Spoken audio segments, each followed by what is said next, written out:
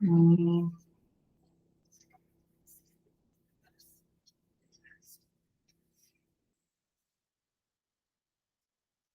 हम्म,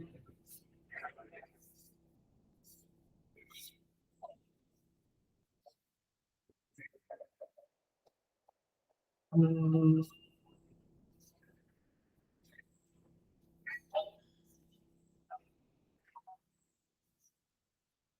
ॐ सहना भवतु सहनौ भुनक्तु सह वीर्यं करवावहै तेजस्विनावधीतमस्तु मा विद्विषावहै ॐ शान्ति शान्ति शान्ति समस्तजन कल्याणे निरतं करुणामयं नमामि चिन्मयं देवं सद्गुरुं ब्रह्म Vishnu.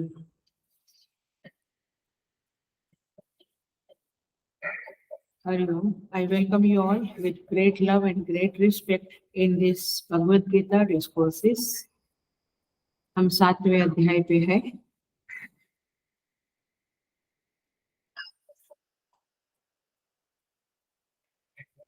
We will chant the shlokas, 5 shlokas, and then we will start. Shloka number 7. मत्तः परतरं नान्यत् किञ्चिदस्ति धनञ्जय मयि सर्वमिदं प्रोतं सूत्रे मणिगणा इव रसोऽहमप्सु कौन्तेय प्रभास्मि शशिसूर्ययोः प्राणभः सर्ववेदेषु शब्दखे पौरुषं ऋषु पुण्यो गन्धः पृथिव्यां च तेजश्चास्मि विभावसौ जीवनं सर्वभूतेषु तपश्चास्मि तपस्विषु बीजं मां सर्वभूतानां विद्धि पार्थ सनातनं बुद्धिर्बुद्धिमतामस्मि तेजस्तेजस्विनामहम्।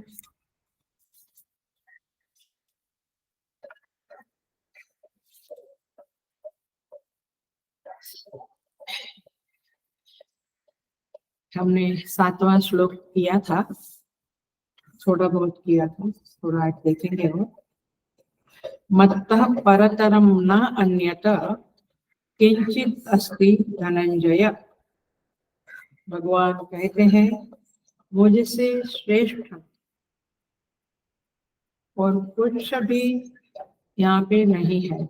मत्तः परतरम न अन्यत किंचित अस्ति धनंजय।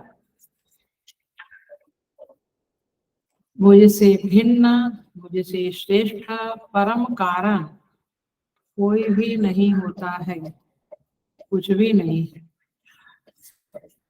मयि सर्वम इदं प्रोतं सूत्रे मणिगणा इव। जैसे संपूर्ण जगत सूत्र में मणियों के सदृश मुझ में गुथा हुआ है। यह संपूर्ण जगत मुझ में मणियों की तरह, मुझ सूत्र में मणियों की तरह गुथा हुआ है। ऐसा यहाँ पे भगवान कहते हैं। इस श्लोक को हमने थोड़ा सा देखा है, पुनः देखते हैं।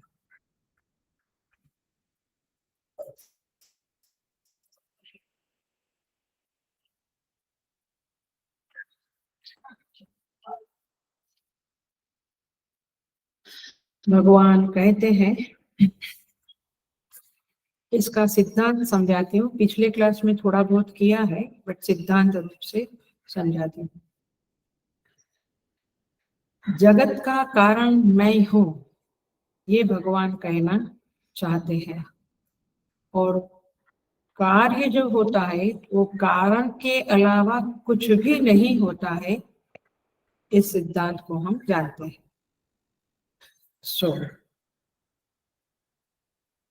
भगवान क्या कहते हैं? सूत्र, सूत्र माने धागा। धागा में जैसे मणि पिरोते हैं, आप हार पहनते हैं, मणि का हार पहनते हैं तो पता है।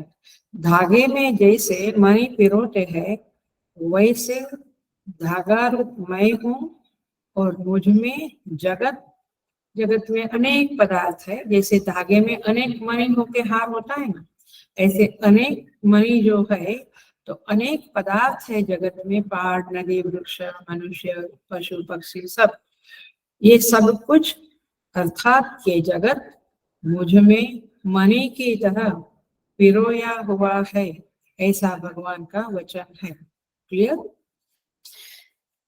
तो अब मई माने क्या?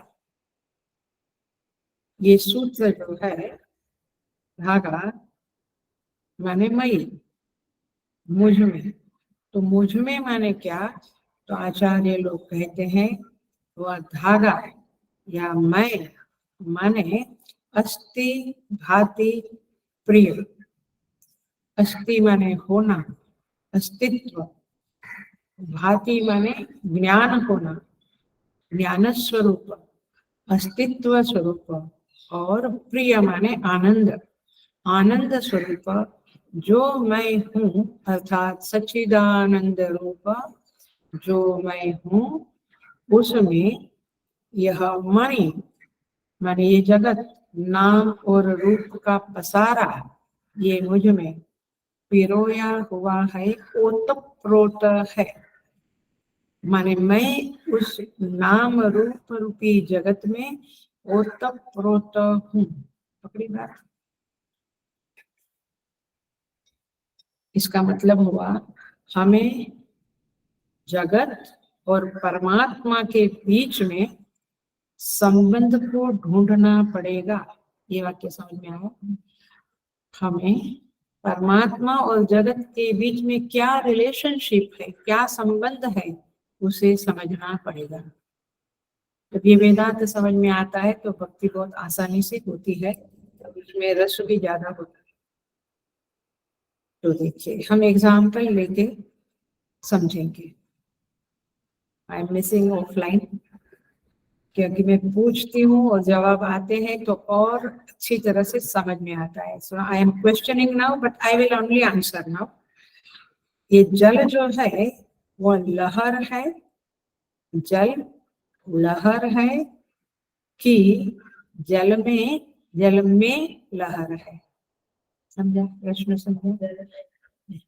जल में लहर है। अब देखना आपके भी वही आंसर होंगे। माय क्वेश्चन इज जल लहर है या जल में लहर है? देखिए इसका अर्थ हुआ कि जल का लहर से भेद है कि अभेद है। ये थोड़ी देर 10 मिनट 15 मिनट आपको ये सीरियस समझना पड़ेगा, फिर बहुत इजी क्लास है। बट ये समझ लिया तो वेदांत कुछ समझ लिया ऐसा पता चलेगा। तो लहर से जल का भेद है कि अभेद है?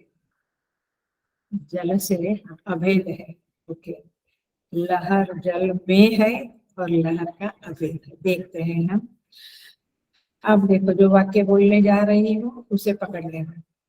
लहर एक विशिष्ट नाम है, करेक्ट? लहर अथवा बुलबुले या तरंगे कहो, जो भी। तो लहर एक विशिष्ट नाम है, एक विशिष्ट रूप है।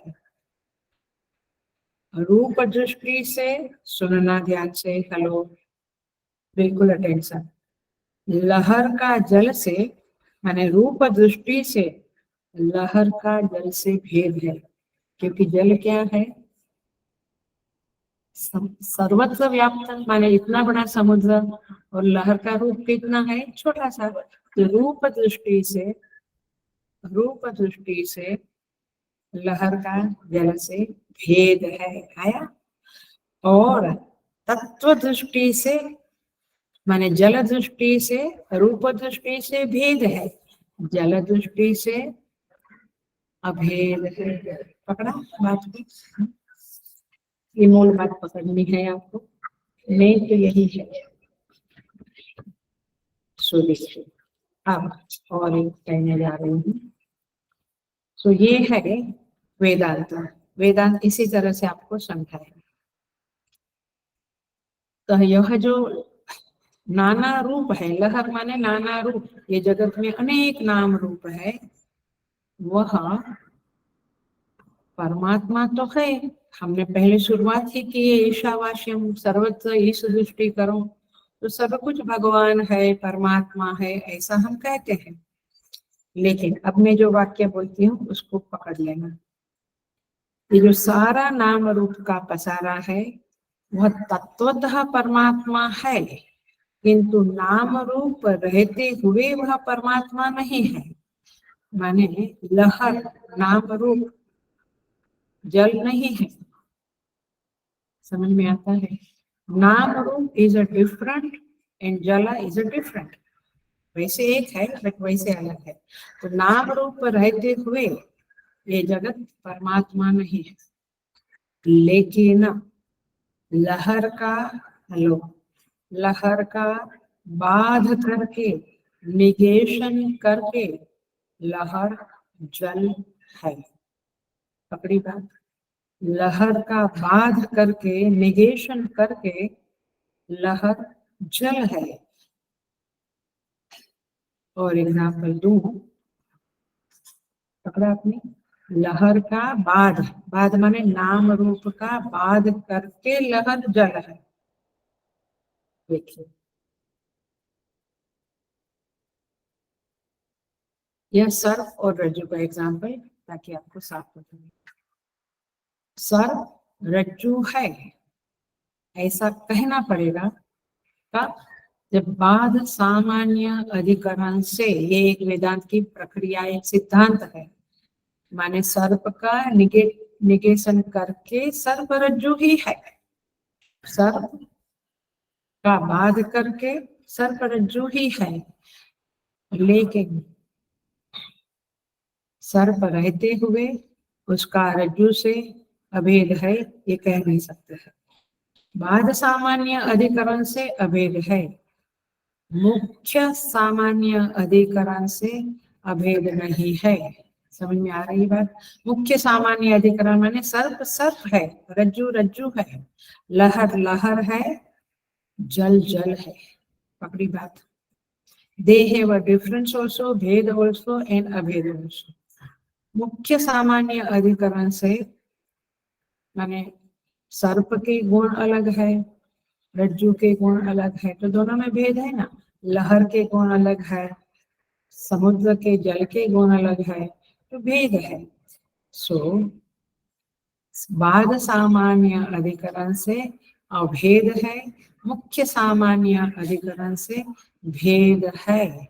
एग्जाम्पल देती हूँ। मैंने पूरा 7वां अध्याय इसी फाउंडेशन पे खड़ा है, पूरा नहीं तो भी कुछ भाग, और 10वां अध्याय, ये दोनों इसी फाउंडेशन पे खड़े हैं, इसलिए आप इसको अच्छी तरह से समझ लीजिए। मुख्य सामान्य अधिकरण से इतनी ही बात है कि परमात्मा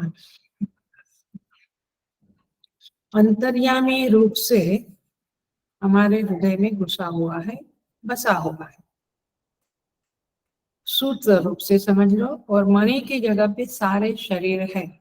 सारे जीवों में अंतर्यामी एक है कि अलग अलग है? एक ही है ना। तो वो धागे की जगह धागा एक ही है। और सारे जीव जो है वो मणि की तरह उस अंतर्यामी में पिरोए हुए है। सारे शरीर कहो, ये सब मणि की तरह अंतर्यामी में पिरोए हुए है। तो शरीर अलग है और अंतर्यामी अलग है ना। ये व्यवहारिक दृष्टि से ये अलग मानना पड़ेगा, और वेदांत की परमार्थ दृष्टि से अभेद मानना पड़ेगा। तो मयि सर्वमिदं प्रोतम, मयि माने अस्ति भाति प्रिय सच्चित आनंद, उस मुझ में प्रोतम माने ओतम प्रोतम पिरोया हुआ है। क्या? सूत्रे मणिगणा इव, मणिगणा की तरह, मणियों की जो माला है, मणि जो है वह उस सच्चिदानंद में माने धागे में पिरोया हुआ है। ऐसे सच्चिदानंद रूपी धागे में सारे जगत के नाम रूप सारे शरीर पिरोए हुए है। क्लियर हुआ?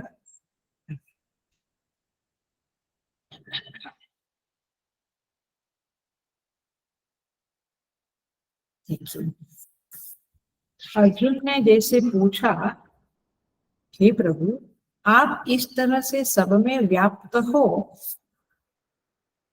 लेकिन मुझे तो आपका उस तरह से कोई अता पता नहीं लगता है। इसीलिए भगवान अब उत्तर देना शुरू करेंगे कि मुझे आप सारे जगत में देख नहीं सकते हो, तो कुछ कुछ चीजों में मुझे देखने का प्रयत्न करो। इस तरह से अब भगवान बोलेंगे। देखते हैं हम। और एक बात हम पकड़ लें, वो भी इम्पोर्टेंट है। दो बात ही इसमें बहुत इम्पोर्टेंट है, समझ लें।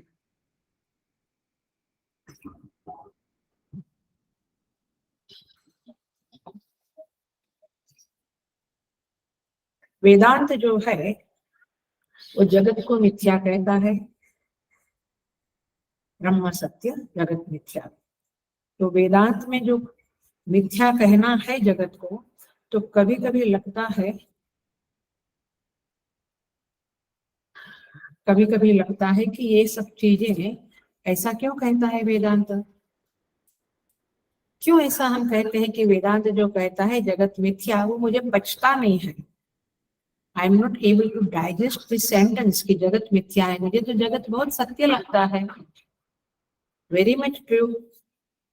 सो देखते हैं हम। हमें जगत सत्य लगता है, उसके पीछे कारण है, जगत में हेतु फलात्मक संबंध दिखता है। हेतु फलात्मक संबंध माने there is some reason and there is some effect. कुछ कॉज है, कुछ इफेक्ट है, कुछ कार्य है, कुछ कारण है। हमें बहुत स्पष्ट तरह से ये सब दिखता है, तो हम कहते हैं कि ऐसा जगत मिथ्या कैसे होता है। यहाँ तो सब कुछ युक्ति युक्त है। युक्ति युक्त माने logically it is approved, everything is just going in a way, in a line. देखिए कैसे लाइन में जाता है। सारी व्यवस्था रात दिन टाइम पे होता है। कर्म के फल देखे जाते हैं।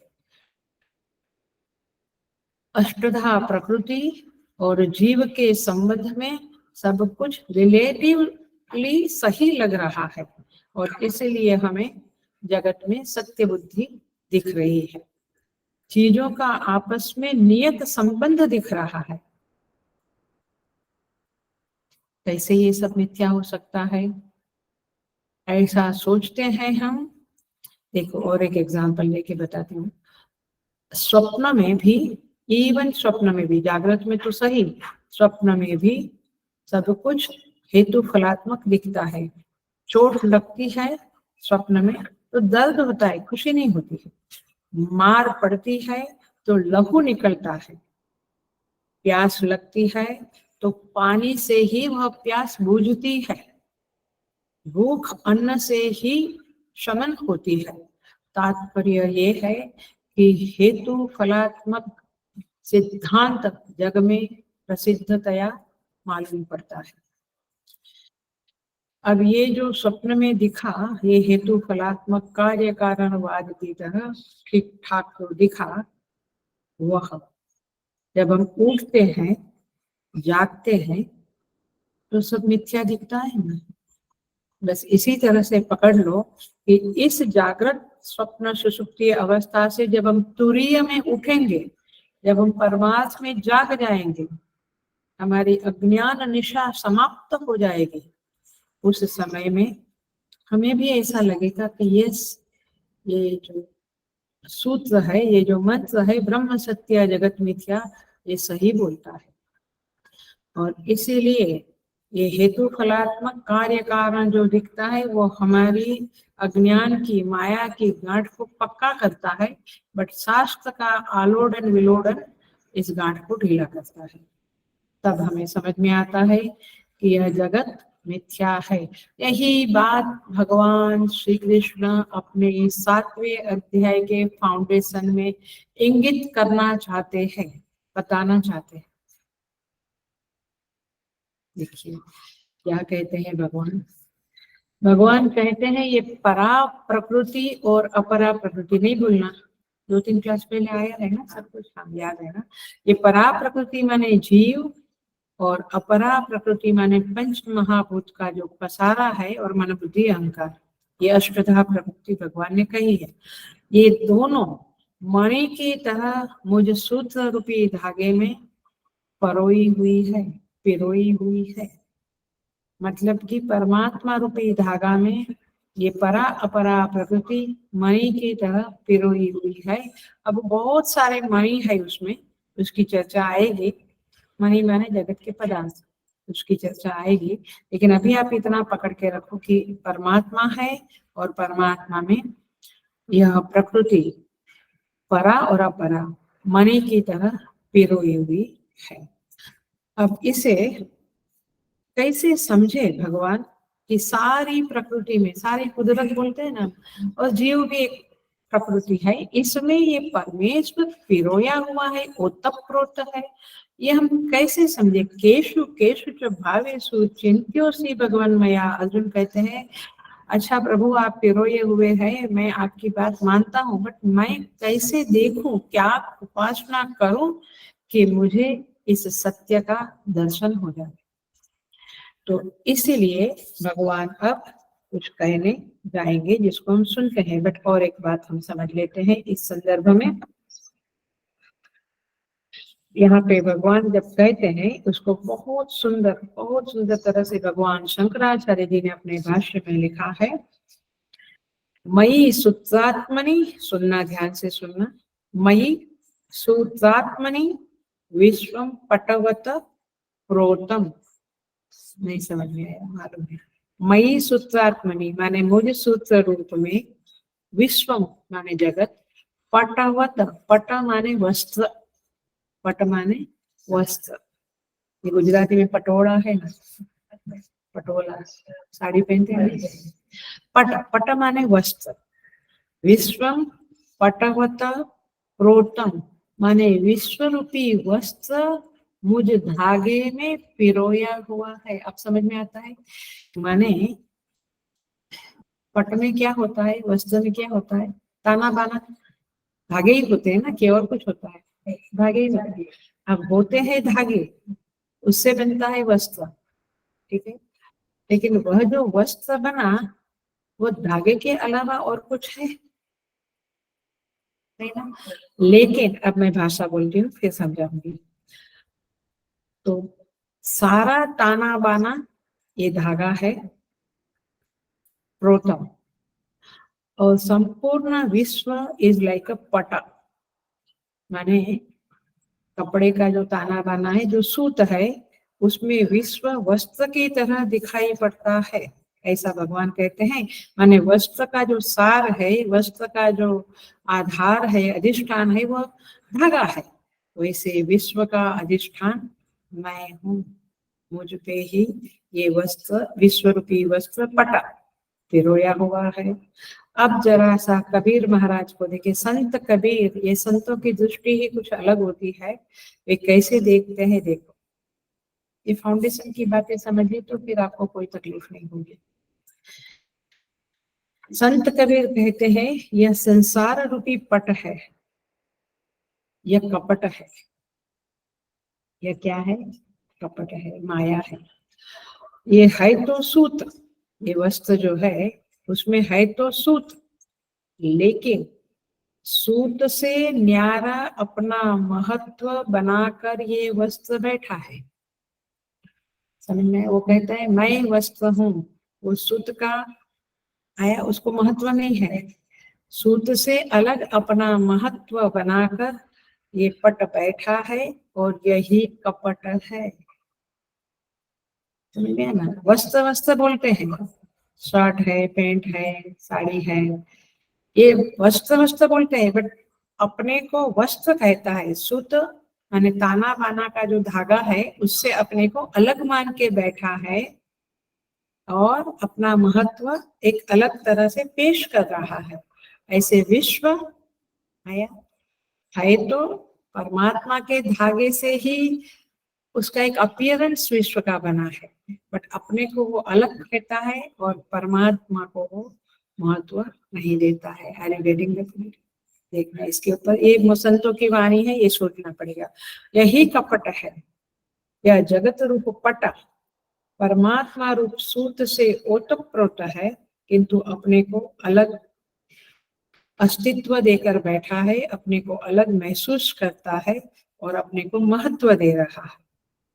जैसे एक कपड़े में ही, आप पहले का एग्जाम्पल देखे तो वस्त्र, या अभी भी वो है, वस्त्र में ही धागे से ही घर बनता है ना? वो जो धागा होता है उसी को कलर करके शेप करके कुछ कुछ करते हैं, अथवा स्वेटर ले लो आप, या ऐसा कुछ ऊनी का ले लो, ऊन का। सो कपड़े में ही वृक्ष है, पनिहारी है, झोपड़ी है, अपना छोटा सा घर है, नदी है, ऐसा वस्त्र में दिखता है ना। वो क्या है?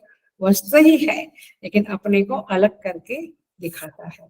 सो इस तरह से आपको स्वप्न में ले चलती हूँ। स्वप्न में आपने हीरे देखे, 1000, 10,000 करोड़, जो भी बोलना है बोलो, उतने सारे हीरे देखते हैं, डायमंड, बट क्या वह स्वप्न पुरुष से अलग है? स्वप्न पुरुष माने मैं जो देखने वाला हूँ, स्वप्न देखने वाला मैं हूँ ना, तो मेरा नाम क्या है? स्वप्न पुरुष। तो स्वप्न पुरुष से वो हीरे अलग है क्या? वही मैं ही तो सब सपना में हूँ, और कोई है क्या? वास्तव में हीरा आया, मोती आया, कुछ नहीं, मैं ही वो हीरे के रूप में अपने को देखता हूँ।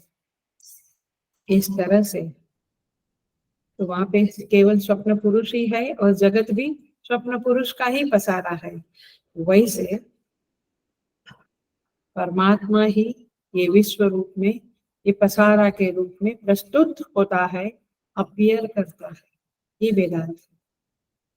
जैसे मिट्टी से बना घट और अग्नि से जो दाहिका शक्ति है, वह अग्नि से भिन्न नहीं, मिट्टी से बना घट मिट्टी से भिन्न नहीं है। वैसे परमात्मा कहना चाहते हैं इस 7वें अध्याय में, ये चराचर जगत मेरा क्रिएशन है, और वह मुझसे, मिट्टी कहेगी ना ये घट मेरा क्रिएशन है, ये मेरी, ये मैं हूँ। मिट्टी कहेगी ना घट ये मैं हूँ। ऐसे परमात्मा से ही ये जगत बना है। तो परमात्मा कहते हैं ये जगत मैं ही हूँ, मुझसे जगत भिन्न नहीं है, इसका निमित्त उपादान विवर्त कारण मैं हूँ, ऐसा परमात्मा कहना चाहते हैं। ये 7वें अध्याय का फाउंडेशन है, ये 7वें अध्याय का सार है। और इसीलिए जब अर्जुन कहते हैं कि प्रभु मैं तो नहीं देख सकता हूँ इस धागे के रूप में आपको, तो भगवान कहते हैं ठीक है, मैं तुम्हें जगत की कोई कोई चीजों में जो श्रेष्ठ है, दिव्य है, नोबल है, हायर है, सटलर है, उसमें मैं तुम्हें मेरे अस्तित्व का एहसास कराता हूँ। और इसलिए उन चीजों की, उन तत्वों की, उन पदार्थों की आप उपासना करें, जिससे उस परमात्मा का उन पदार्थों में एहसास हुए, और इस तरह से धीरे धीरे जगत की चीजों में हर कण कण में परमात्मा विराजमान है। इस कंक्लूजन पर, इस डिसीजन पर आप आ सकते हैं, और इस सिद्धांत को आप आत्मसात कर सकते हैं। सो बहुत सुंदर है ये वाक्य को याद रखें। मई सूत्रात्मनि, भगवान भाष्यकार का वाक्य है भाष्य में, मई सूत्रात्मनि विश्वम पटवत प्रोतम। अभी ख्याल रहा, मई सूत्रात्मनि विश्व पटवत, जैसे धागा बोलेगा कि मुझ में ही तो वस्त्र है, काहे का वस्त्र अपना अभिमान करता है, मैं वस्त्र मैं वस्त्र। भाई मैं ही हूँ वस्त्र, आखिर में तू अपने को अलग अस्तित्व मत दे, पर जगत में सब अपने अपने को अलग अस्तित्व देते हैं, ऐसा समझते हैं। सो इस तरह से यहाँ पे ये मूल बात है। अब उसको हम आगे देखेंगे। अब भगवान अर्जुन को कहते हैं कहाँ कहाँ तुम मुझे देखना है। आगे का श्लोक देखते हैं और हम शुरू करते हैं। ये उपासना का प्रसंग है, और उपासना के प्रसंग में हम किस तरह से उपासना की जाए इसको समझते। वेरी इजी है, very easy, provided you have to be giving attention to the world, यानी जगत के उन पदार्थों को अटेंशन देना पड़ेगा। भगवान कहते हैं रसो हम अपसु कौन्तेय, 8वां श्लोक मिला, रसो हम अपसु कौन्तेय प्रभास्मि शशि सूर्ययोः प्रणवः सर्ववेदेषु शब्दखे पौरुषम ऋषु।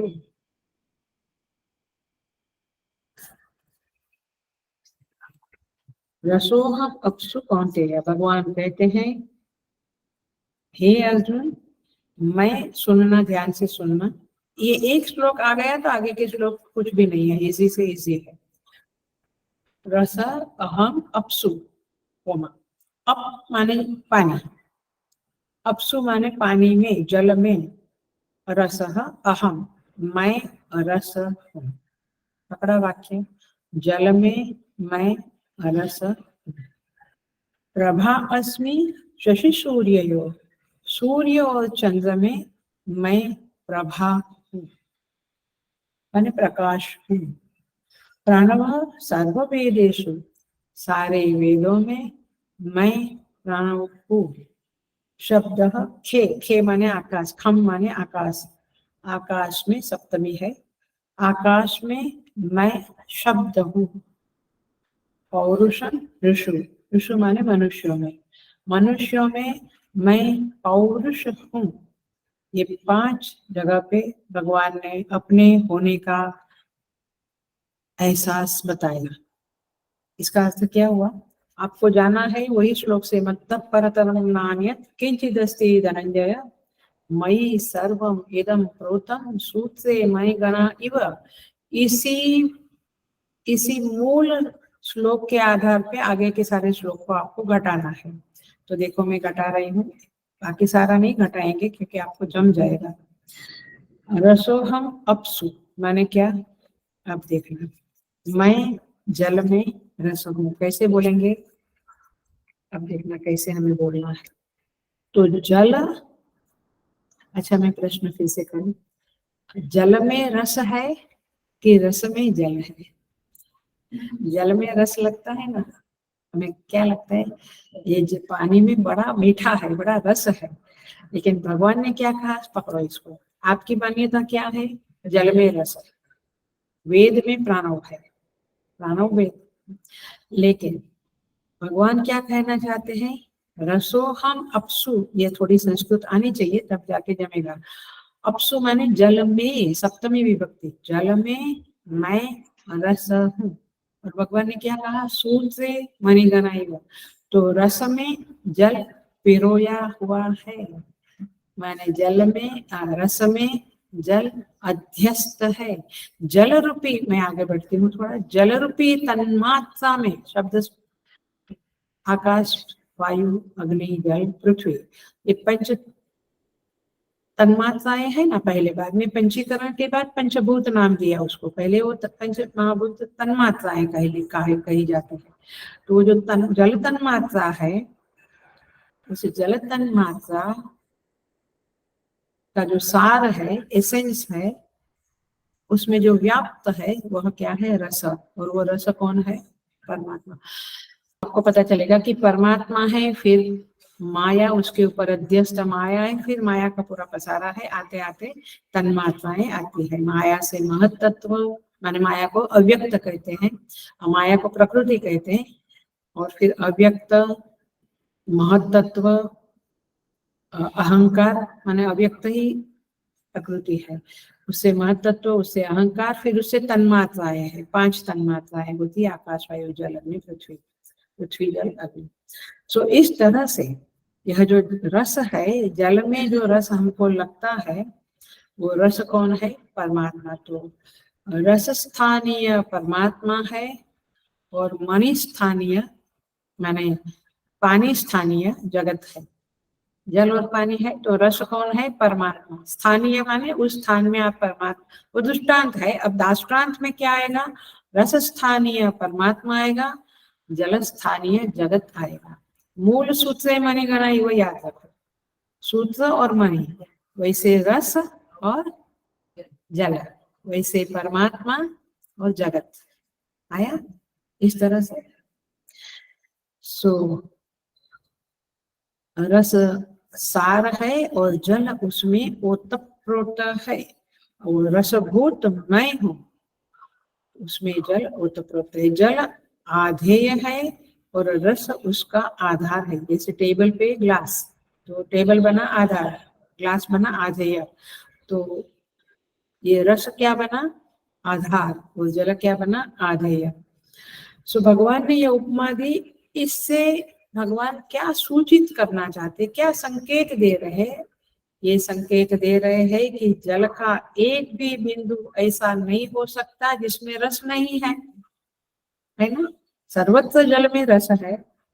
उसी तरह हेलो, उसी तरह गीता भी इतना इजी तो नहीं है। लोग कहते गीता माने चलता है, हमको सब मालूम है, इतना नहीं है। वैसे सृष्टि में जैसे जल का एक भी बिंदु ऐसा नहीं जिसमें रस नहीं है, वैसे सृष्टि का एक कण भी ऐसा नहीं है जिसमें परमात्मा है। समझ में आ रही बात? आप ऐसे श्लोक पढ़ेंगे तो बोलेंगे हाँ जल में रस है, वेद में पढ़ा, हमको पता चल गया। क्या पता चल गया? आता है ना। आचार्यों की कृपा है, सच में आचार्यों की, गुरुजनों की इतनी कृपा मानते हैं हम। इनके बिना ये गीता समझ में नहीं आती, तो फिर पशु की तरह वापस चले जाना होता है इस दुनिया में। जैसे पशु आते हैं और चले जाते हैं, क्योंकि उनको कोई ज्ञान नहीं है। जीव जगत ईश्वर, मैं कौन हूँ, मैं क्या हूँ, मैं कहाँ से आया, कहाँ जाना, उसको कुछ पता नहीं, ऐसे चले जाते थे।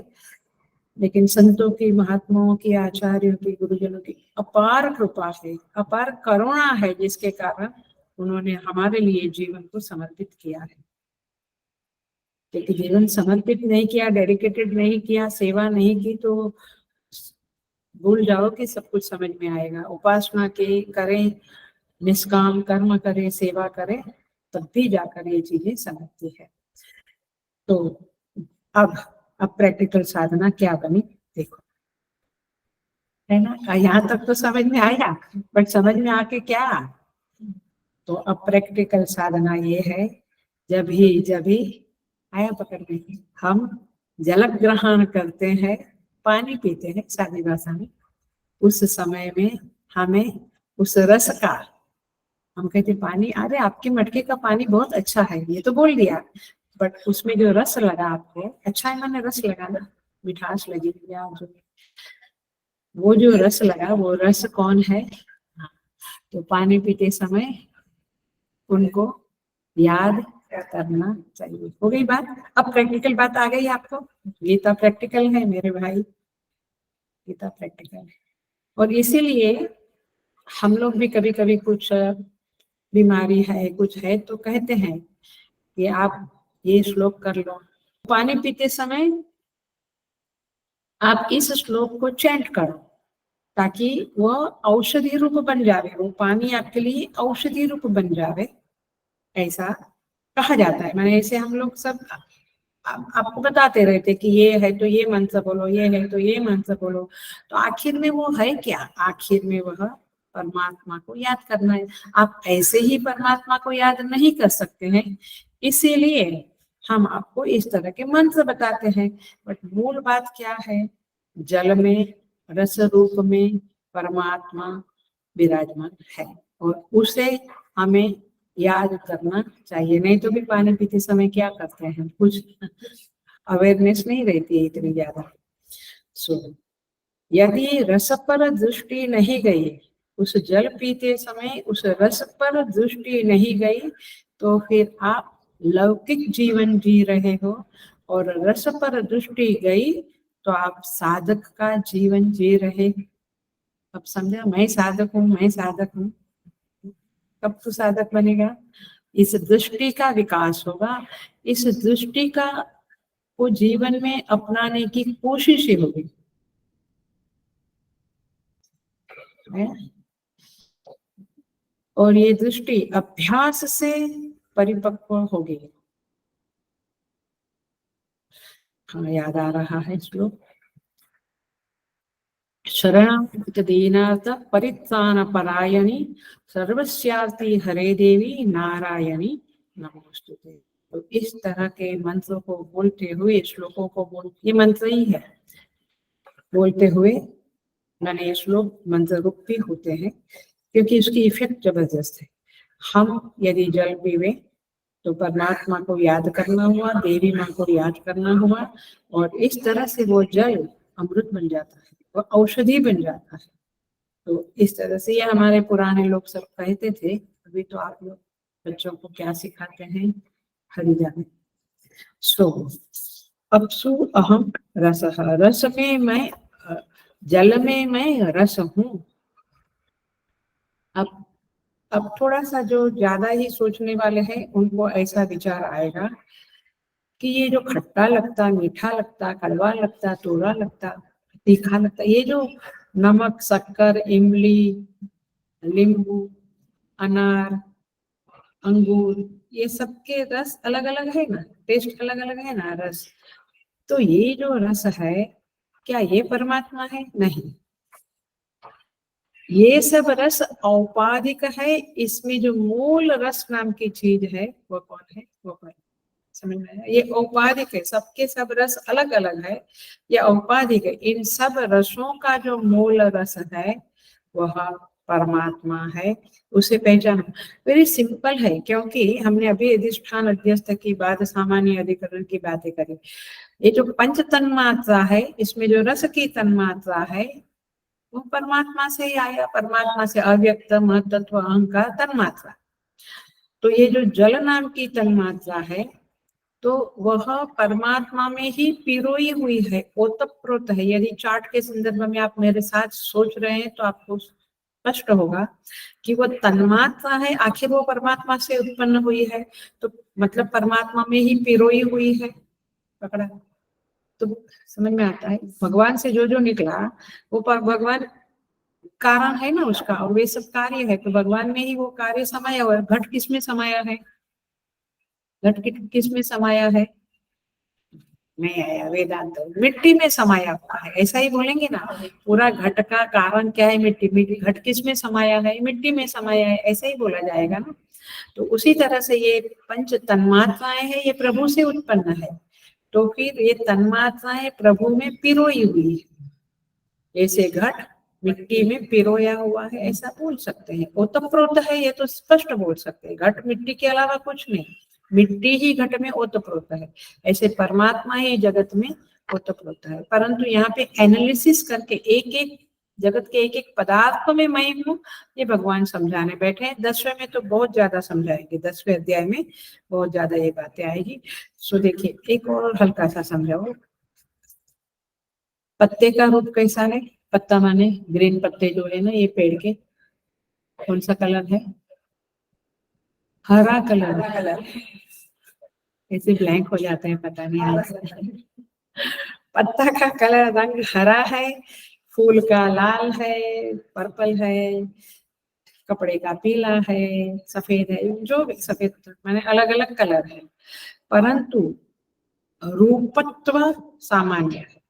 माने रूप माने रंग, रूप रंग बोलते हैं ना, रूप माने रंग। रूपत्व सामान्य है, रूप तन्मात्रा सामान्य है, उसके ऊपर औपाधिक अलग अलग रंग लगे हुए हैं। तो भेद जो है वो उपाधि का है। तन्मात्रा में से जब महाभूत बनते हैं तो अलग अलग रंग को पकड़ लेते हैं, शब्द, स्पर्श, रूप, रस, गंध, ये 5 ही है विषय, और 5 तन्मात्रा से ये 5 विषय बने हैं। तो ये परमात्मा का रूप क्या है? उसमें रूपत्व है, और उस रूपत्व के ऊपर औपाधिक रंग रूप बने हुए हैं। यदि ये समझता है तो आपको ये जगत बिल्कुल परमात्मा के अलावा और कुछ नहीं दिखेगा। ये वेदांत बहुत मदद करता है समझ के लिए और भक्ति के लिए। देखिए, और एक एग्जांपल देती हूँ, भले आज का क्लास में हम आगे ना बढ़े, लेकिन बेसिक समझदार। ईशावास्य उपनिषद में एंड में आता है, हिरण्येन पात्रेण सत्यस्यापि हितं मुखम् तत्त्वं पूषन् अपावृणं सत्यधर्माय दृष्टये कहते हैं कि आप जो है सूर्य भगवान हिरण्मय न पाते हैं, आप जो है वो बड़ी प्रभा से, बड़े चमक दमक से, तेज से, आप जो ओरिजिनली माने मेनली आप जो हो ये छिप गया है। ये सूर्य के गोले के कारण जो सूर्य देव है, एक्चुअल सूर्य देव है, वो नहीं दिखते हैं। तो कहते हैं तत्वम पोषण अपावरण, हे पोषण, हे सूर्य देव, आपकी इस रश्मियों को थोड़ा साइड पे करो।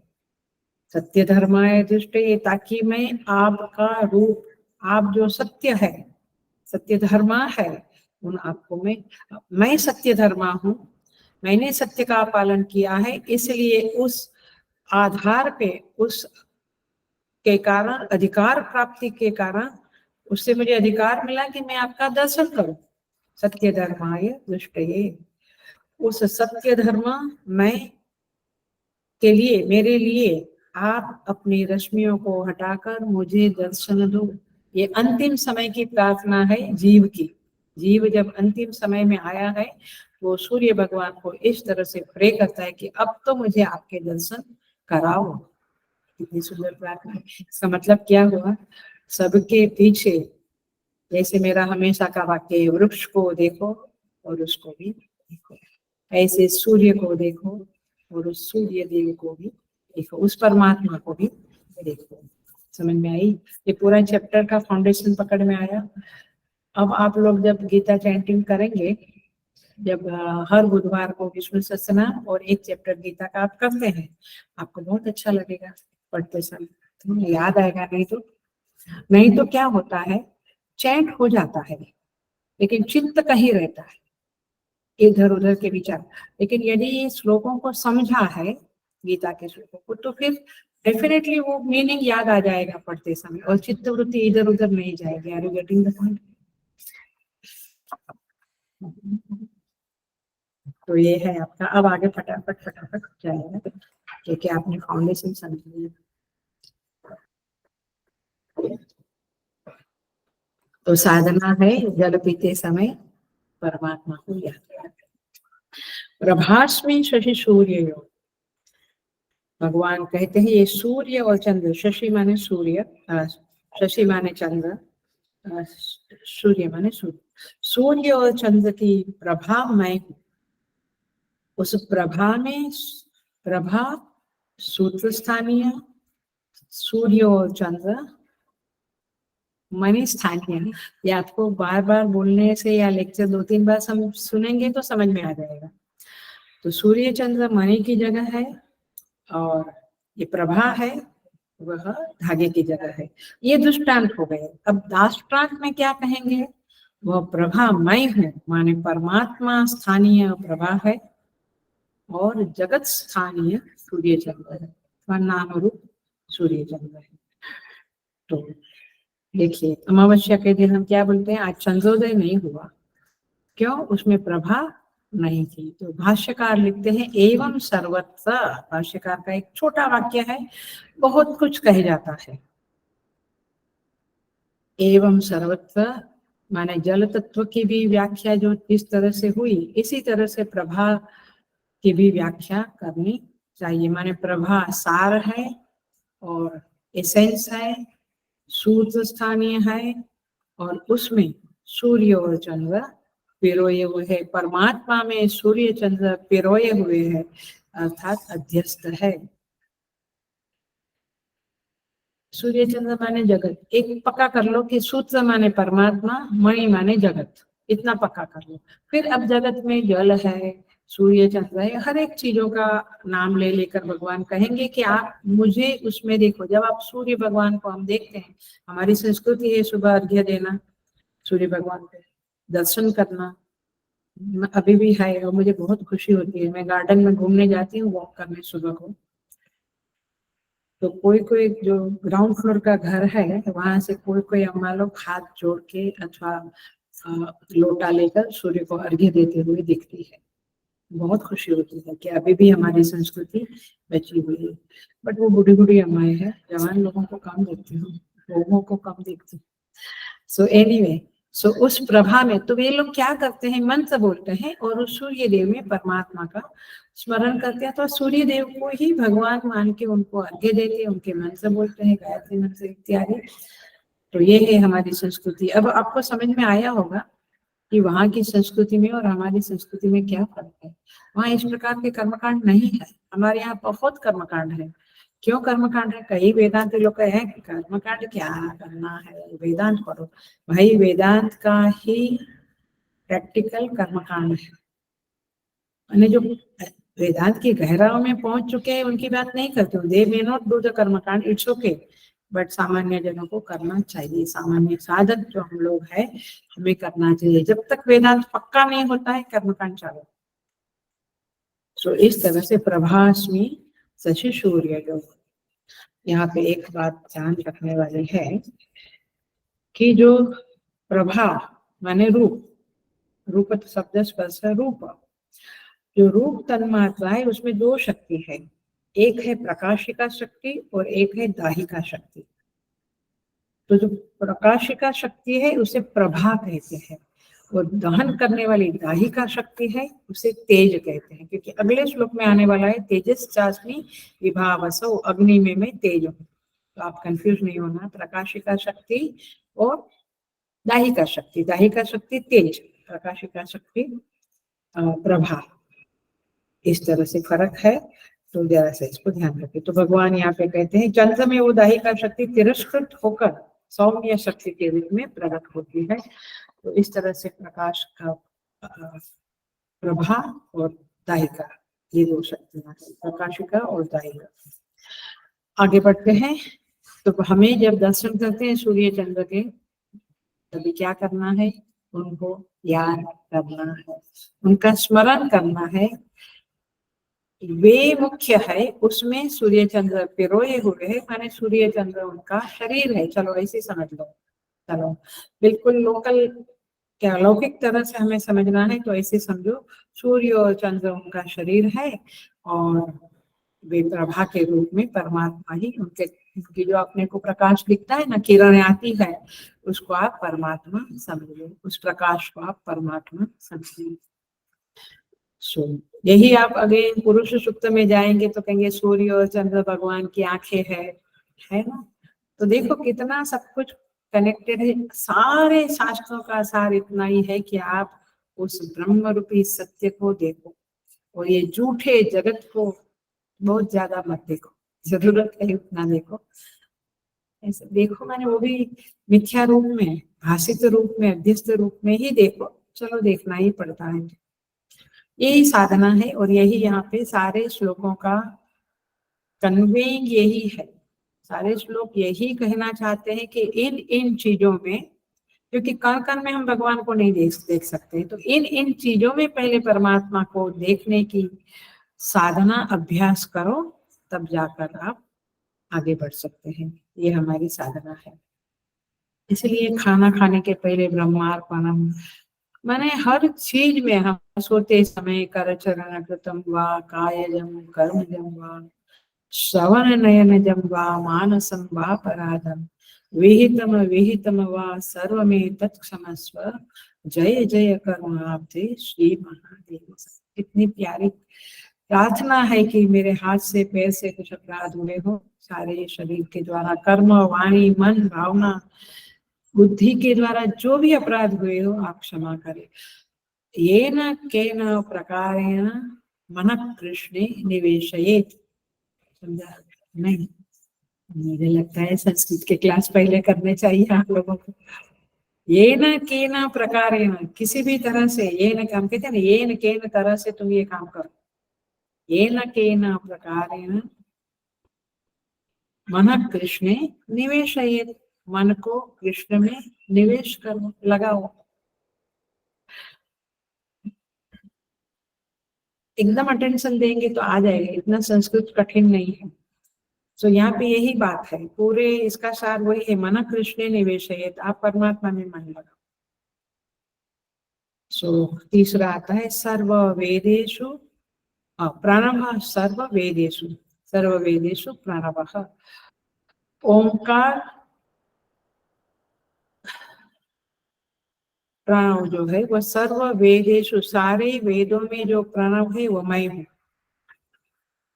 यानी प्रणव भगवान है और प्रणव में वेद पिरोए हुए हैं। आपने पहले क्या कहा, वेदों में प्रणव है, यहाँ क्या कहते हैं, सिस्टम ही बदल डाली है पूरी, बट यही सच्चाई है। प्रणव में वेद सारे पिरोए हुए हैं, सारे जो जो वेद है उनमें ये ओंकार जो है वह व्याप्त है, वह एसेंस है। और भगवान कहते हैं क्योंकि मणि की माला का एसेंस तो धागा है ना, उस एसेंस में ही मणि पूरे पिरोए है, तो एसेंस प्रणव है और उसके ऊपर ये वेद पिरोए हुए है, ओतप्रोत है। सारे वेद में प्रणव ओतप्रोत है। ये ओतप्रोत शब्द का यही अर्थ है, एसेंस है, व्याप्त है, उनके बिना वेद का अस्तित्व नहीं है, ये कह सकते हैं। तो वेद की ऋचाएं प्रणव में मणि की तरह पिरोई हुई है। वेद में प्रणव पाया जाता है ये कहना ठीक नहीं है, सच्चाई तो ये है प्रणव में वेद है। तो प्रणव स्थानीय परमात्मा है और वेद स्थानीय माला है, मणि है। तो ऋचा स्थानीय जगत है। सो इस तरह से सूत्र और मणि की उपमा के आधार पर ये सारे एग्जाम्पल जाते हैं, बैठते हैं, लेकिन आपको मूल प्रैक्टिस, मूल साधना ये समझनी है कि हम इनका दर्शन करें। हमने ओम का उच्चारण किया तो परमात्मा का उच्चारण हुआ और फिर सारा जगत उस ओम में पिरोया हुआ है। सो बुद्धि में ये अभ्यास जो पड़ा है कि जल में रस है, सूर्य चंद्र में प्रभा है, वेद में प्रणव है, ये लौकिक तरह से ठीक है आप बोलते हैं, बट शास्त्रीय बोलना है तो आपको ऐसे ही बोलना पड़ेगा, प्रणव में वेद है, रस में जल है। सो सार वस्तु जो है वो आधारी होगी, अधिष्ठान होगी, और जो बाकी की चीज है उसके ऊपर अध्यस्त है। सो इस तरह से आगे बढ़ते हैं हम। प्राणों के बारे में बहुत कुछ हम समझ सकते हैं। ये प्राणव एसेंस है, आधार है, अधिष्ठान है, और इसीलिए यहाँ पे कहते हैं कि प्राणव जो है वह सेतु के समान है। ऐसा एक वाक्य बोलते हैं, मनसा नाम प्रणव सेतु। एक मंत्र बोला ओम नमः शिवाय, फिर से ओम, माने एक एक मंत्र के बीच में ओम आता है, वह सेतु है। और ये सेतु के बिना जो मंत्र बोले जाते हैं उससे धर्म की उत्पत्ति नहीं होती है, ऐसा शास्त्रों में, धर्म शास्त्रों में लिखा हुआ है। प्रणव का अर्थ होता है प्रकर्षेण नूयते स्तूयते इति प्रणवः, जिसके द्वारा परमात्मा की अच्छी प्रकार से, अच्छी तरह से स्तुति होती है, उसे प्रणव कहते हैं। माने प्रणव is the thing, is the word by which we can pray to the Lord. Buddhism में, जैनिज्म में, सब जगह पे जो मंत्र है उसमें ओमकार आता है। इसलिए आप समझे कि प्रणव जो है वो वेदों का सार है। यहाँ पे ऐसे कहते हैं, दीर्घ प्रणव उच्चार्य मनोराज्यम विलीयते। प्रणव का दीर्घ उच्चार करने से मनोराज्य जो चलता रहता है वो शांत हो जाता है, वो लीन हो जाता है। और इसीलिए कठोपनिषद में कहते हैं एतद आलम्बनम श्रेष्ठम, ये ओम ये श्रेष्ठ आलम्बन है। एतद आलम्बनम परम, ये परम आलम्बन है, मैंने उपासना के लिए सहारा है। एतद आलम्बनम ज्ञात्वा यो यद इच्छति तस्य तत्, ये आलम्बन, ये ओंकार को जानकर जो व्यक्ति जो चाहती है वो प्राप्त कर लेती है, इतना उसमें सामर्थ्य है। तात्पर्य इतना ही है कि प्रणव परमात्मा स्थानीय है और वेद की ऋचाएं मणि स्थानीय। शब्द खे, शब्द खे माने आकाश जो है, खे माने आकाश में शब्द मैं हूँ, माने जिसके ये जो तन्मात्रा है, आकाश वायु, आकाश तन्मात्रा वायु तन्मात्रा, इसकी बात चल रही है, पुनः पुनः याद दिलाते हैं। तो आकाश अर्थहीन हो जाएगा यदि शब्द नहीं है तो। माने आकाश तन्मात्रा में शब्द रूपी परमात्मा ओतप्रोत है। जगत आकाश स्थानीय है और शब्द परमात्मा स्थानीय है। समझ में आ रहा है? अब आ जाना चाहिए, क्योंकि सूत्र मानी परमात्मा जगत, अब यहाँ यह शब्द परमात्मा स्थानीय, आकाश जगत स्थानीय। इस तरह से मैंने आचार्य लोग समझाते हैं कि सितार होती है, बंसी होती है, हारमोनियम, ढोलक, तबला, ये बहुत सारे वाद्ययंत्र के अलग अलग आवाज है, बट इन सारे नादों का भी जो मूल नाद है, मूल शब्द है, वो क्या है? परमात्मा। समझ में आता है? उसी में से सारे शब्दों का विस्तार होता है। और इसीलिए ध्वनि वह शब्द मैं हूँ, और मुझसे ही ये औपाधिक शब्द निकलते हैं। हारमोनियम से अलग, सितार से अलग टाइप से, मैंने औपाधिक, जैसे हमने रूप रंग का देखा था, पत्ता हरा है, फूल लाल है, इत्यादि इत्यादि।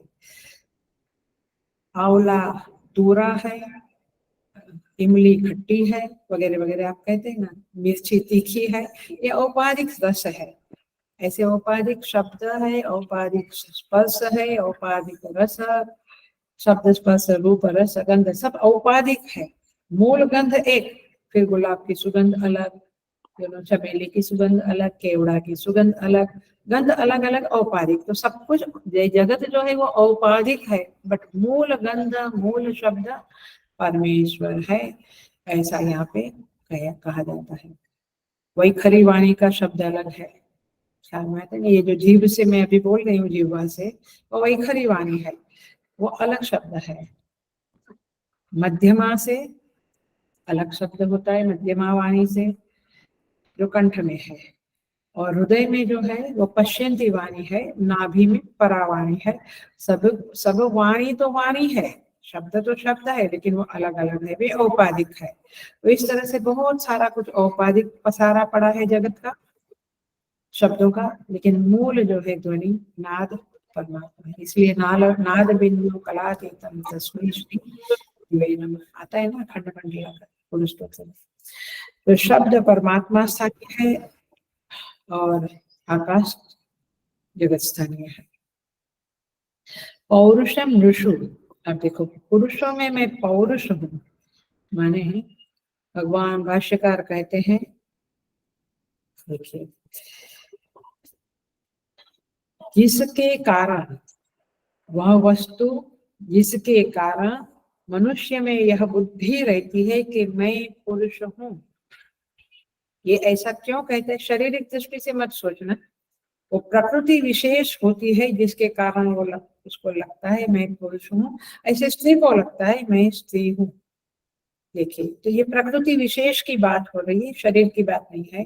जिस प्रकृति विशेष के कारण ये बुद्धि बनती है कि अहम पुरुष, अहम स्त्री, इसका भी अतिरेक करो तो स्त्री क्या बोलती है? मैं पुरुष थोड़े ही हूँ।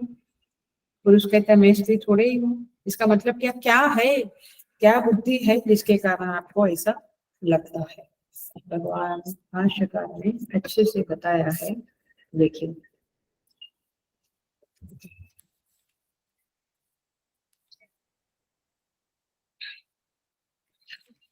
भगवान भाष्यकार कहते हैं, यथा पौरुषम पुरुषस्य भावो यतः पुं बुद्धिः ऋषु तस्मिन् मयि पुरुषा प्रोताः।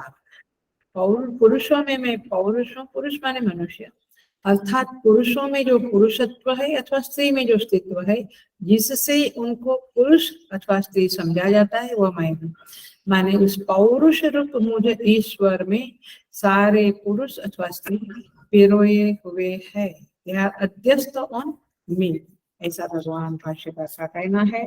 कहीं कहीं ऐसा भी आंसर दिया है आचार्यों ने, ऐसे भी उसको कमेंट्री किया है, टीका करी है, कि जो पुरुषार्थ है मनुष्य में, धर्म अर्थ काम मोक्ष, ये पुरुषार्थ तत्व जो है, पुरुषार्थ जो है वो मैं हूँ, ऐसा यहाँ पे कहते हैं। लेकिन मूल बात यह है कि पुं बुद्धि यतः, पुरुष की बुद्धि है, वह पुरुष मुझ में परोया हुआ, जिसमें वह पुरुष बुद्धि है वो पौरुष मैं हूँ, ऐसा भगवान यहाँ पे कहते हैं। तो किसी भी तरह से, माने कि इसमें बहुत जबरदस्त पुरुषार्थ दिखता है। हम कहते हैं महाराणा प्रताप बड़े पुरुषार्थी, शिवाजी महाराज, तो ये पुरुषार्थ जो है जिसके अंदर, उसको, उस पुरुषार्थ को देखो और फिर परमात्मा को याद करो।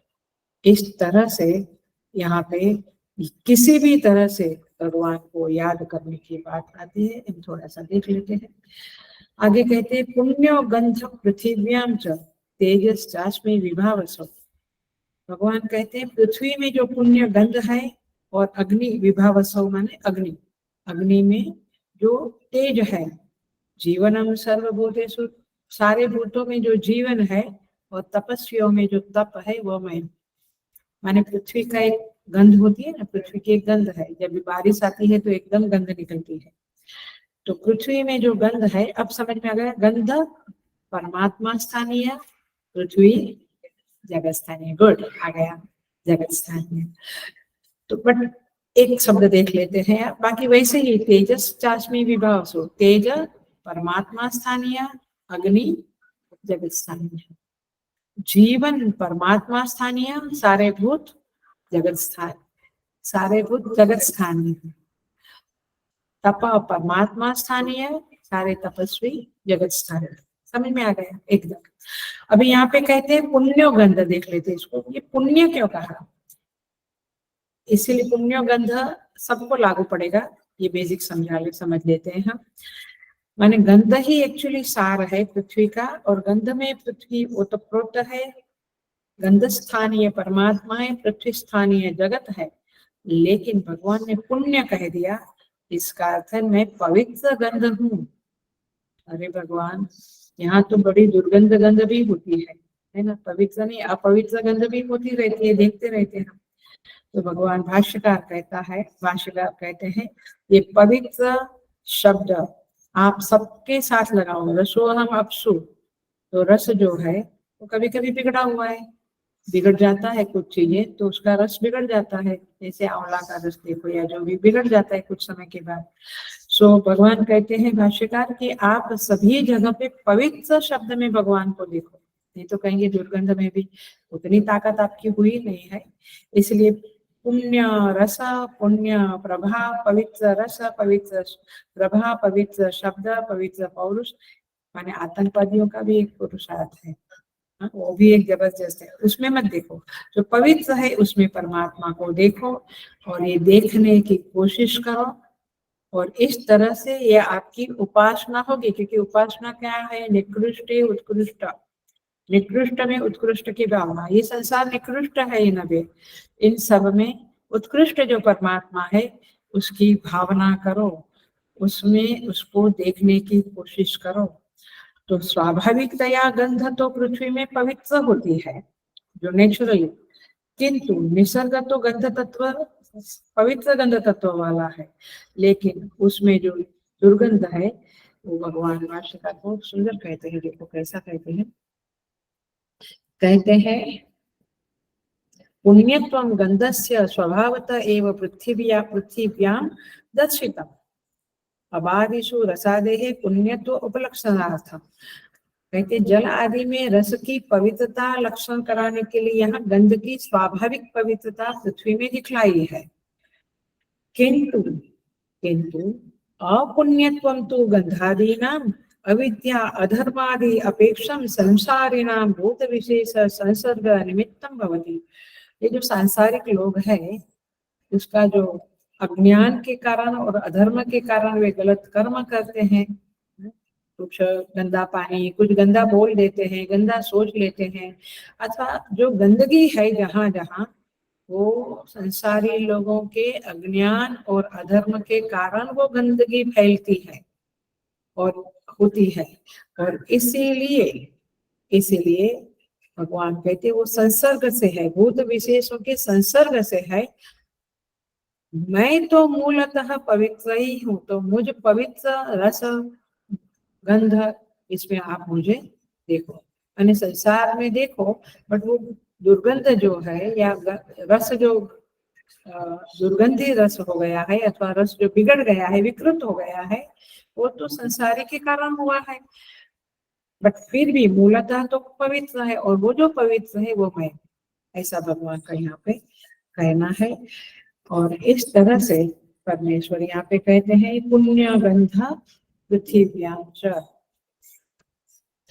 तेजस चास्मी विभावसो, ये पूरा कर लेते हैं।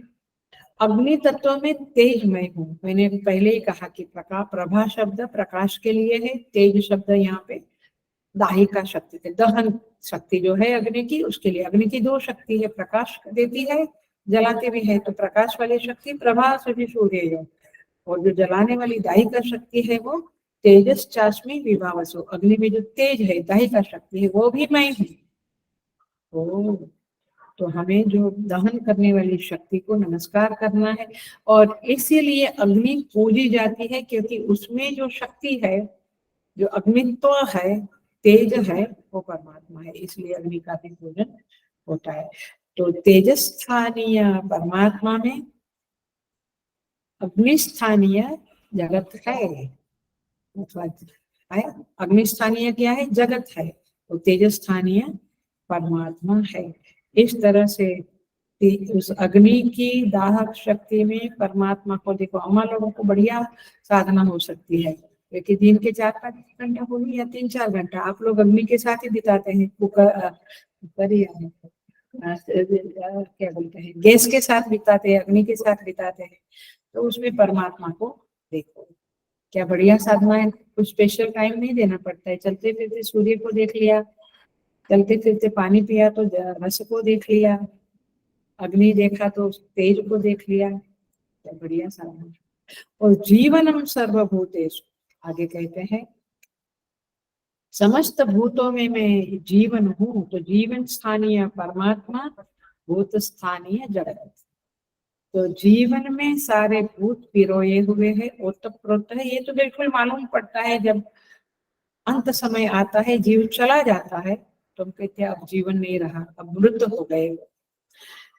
सो इसीलिए समझ में आता है ये शरीर, ये भूत, ये मिथ्या है, ये पिरोए हुए है, ये अध्यस्त है, ये आभास है। देखिए ना, आभास ही है। जब कोई चला जाता है, दूर का नहीं, जब नजदीक का कोई चला जाता है तो सच में लगने लगता है कि ये आभास था, ये प्रतीति थी, कहाँ गए, कहाँ गए वे। तो जो गया वो जीवन है, माने परमात्मा है। परमात्मा सदा रहने वाला है, और भूत आने जाने वाले, आगमा पाइन आने जाने वाले है। सो जीवनम सर्वभूतेषु, और लास्ट है तपस्यास्मि तपस्विषु। ये पूरा आप अच्छा सा ये एक बार और सुन के आना, ताकि आगे के श्लोक बहुत इजी हो जाएंगे। नहीं तो आपको लगेगा ये क्या बोलते हैं, रसस्थानीय परमात्मा सुख बिल्कुल भूल जाते हैं लोग। सो तपस्यास्मि तपस्विषु, तपस्वियों में मैं तप हूँ। अर्थात जो तप होता है वो तप परमात्मा है, और उसमें तपस्वी पिरोया हुआ है। पिरोया हुआ है माने वो तो परमात्मा उस तपस्वी में तप रूप में ओतप्रोत है, ऐसा कहना पड़ेगा। तप का अर्थ होता है, जरा सा समझ लो, तप माने हमें यदि जीवन में आगे बढ़ना है, हेलो बिल्कुल समझ लो, आगे बढ़ना मैंने इवन सांसारिक लौकिक तरह से भी आगे बढ़ना है, या आंतरिक साधना के रूप में आगे बढ़ना है, दोनों में आपको सहन करना पड़ेगा, आपको जूझना पड़ेगा, संघर्ष करना पड़ेगा, कुछ कष्ट सहना पड़ेगा। है राइट?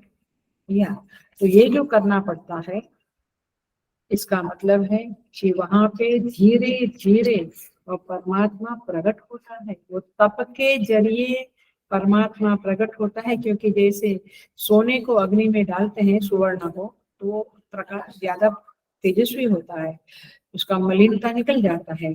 इसी तरह से यहाँ पे तप करने से जो हम पहले एकदम प्राकृतिक थे, प्राकृतिक माने वही पशु के जैसा जीवन, खाना पीना सोना, अब हमें लगने लगा है कि नहीं, हम जीवन में जब निकल जाएंगे इस शरीर से, इस संसार से, हम क्या ले जाएंगे? धन तो ले जा नहीं सकते, घर के किसी को ले जा नहीं सकते, जो ले जाएंगे वो यही है आपने किया हुआ तप, और उसके द्वारा प्राप्त की हुई चित्त शुद्धि, समझ में आया? चित्त शुद्धि तप के बिना नहीं मिलती है, बहुत ही संघर्ष करना पड़ता है। एक लोभ, एक क्रोध की एक लहर को हटाने को इजीली है क्या? कष्ट पड़ता है। क्रोध को दबा देना, समन कर देना, लोभ को चुप कह के स्थगित कर देना। ईर्ष्या आती है, मुझे नहीं करना है, मुझे पॉजिटिव ही सोचना है, किसी के बारे में नेगेटिव नहीं सोचना है, ये एक साधना है, ये एक तपस है। इसी को तपस कहते हैं। बहुत बार इवन भोजन के संदर्भ में भी तपस करना पड़ता है।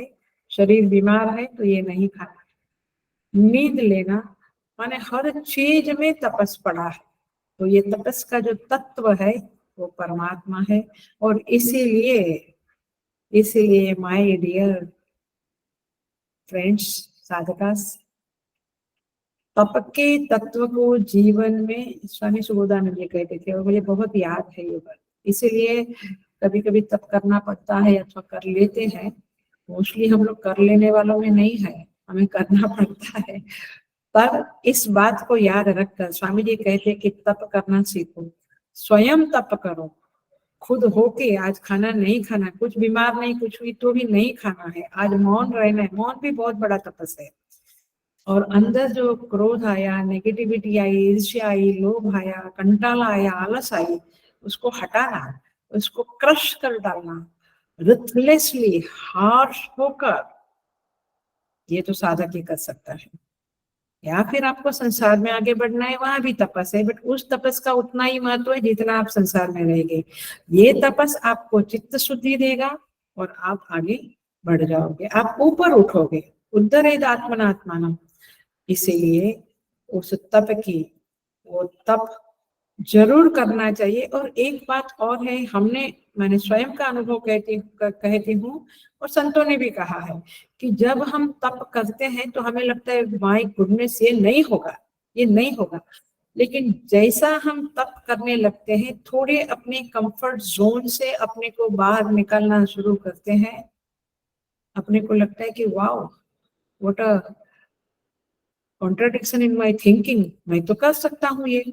वो तप हो जाता है, वो क्रोध शमन होता है, लोभ शमन होता है, उपवास हो जाता है, काम हो जाता है। अभी गीता कैंटीन कंपटीशन में 8 बजे से 6 बजे तक बैठते थे कंटिन्यूअस, और अभी वैसे देखो 8 बजे से 6 बजे तक शाम को गीता पढ़ सकेंगे हम? 3 घंटा गीता पाठ कर लिया, दैट्स इट। उपनिषद पढ़ सकेंगे, मनन चिंतन कर सकेंगे इतना? 6 या 10 घंटा? नो वे। तो तपस करना अच्छा होता है। तपस से एक लाइटनेस आती है, तपस से एक शुद्धि आती है, प्योरिटी आती है। इसलिए भगवान के, तो वो तप कौन है? परमात्मा है। तब तो जाकर चित्त शुद्धि रूपी फल मिलता है। सो इस तरह से थोड़ा तप करें। लोग यात्रा में आते समय भी, आज ही वॉकिंग में एक अम्मा मिली थी, बोलती थी मुझे मन है, आप सिद्धबाड़ी जा रहे हैं आप लोग, मुझे मन है लेकिन पता नहीं मैं सह पाऊंगी कि नहीं। मैं बोला ट्रेन में जाना है, उधर आश्रम में रहना है, थोड़ा सा बस में घूमना है, क्या सह पाना क्या है। लेकिन तब से ही तो आगे बढ़ता है इंसान। और इसलिए भगवान कहते तपश्चास्मि तपस्विषु। आगे के श्लोक इसी तरह के है, कुछ श्लोक आगे की क्लास में देखेंगे। ओम पूर्णमदः पूर्णमिदं पूर्णात् पूर्णमुदच्यते पूर्णस्य पूर्णमादाय पूर्णमेवावशिष्यते। ओम शांति शांति शांति। हरि ओम। श्री गुरुभ्यो नमः। हरि ओम।